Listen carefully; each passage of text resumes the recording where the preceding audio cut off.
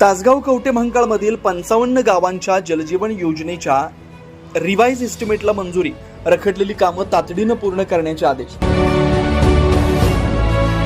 तासगाव कवठेमहांकाळ मतदारसंघातील जलजीवन मिशन योजनेचा आढावा घेण्यासाठी मंत्रालयामध्ये राज्याचे पाणीपुरवठा मंत्री गुलाबराव पाटील यांच्या अध्यक्षतेखाली बैठक झाली। या बैठकीला तासगाव कवठेमहांकाळचे आमदार रोहितदादा पाटील उपस्थित होते।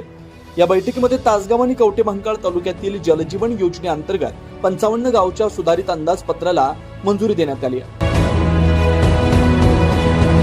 यावेळी जलजीवन योजनेचा आढावा घेण्यात आला। यावेळी तासगाव तालुक्यातील 26 आणि कवठेमहांकाळ तालुक्यातील 29 अशा एकूण 55 गावातील कामांबाबत गुणवत्तेचा आढावा घेण्यात आला। कामाचा दर्जा चांगला ठेवण्याच्या सूचना अधिकाऱ्यांना देण्यात आल्या। नवीन आर्थिक तरतूद मंजूर झाल्यामुळे मतदारसंघातील अपूर्ण कामं तातडीनं सुरू करण्याच्या सूचना देण्यात आल्या। अनेक दिवसांपासून कामाबाबत संबंधित अधिकाऱ्यांना पाणीपुरवठा मंत्री गुलाबराव पाटील साहेबांनी सक्त निर्देश दिले व कामं दर्जेदार व वेळेत पूर्ण करण्याचं सांगितलं। तासगाव कवठेमहांकाळ मतदारसंघातील जलजीवन योजनांना नव्यानं गती मिळणार असून नागरिकांना शुद्ध पाणी उपलब्ध होण्यास मदत मिळणार आहे। प्रतिनिधी प्रतीक करमळकर।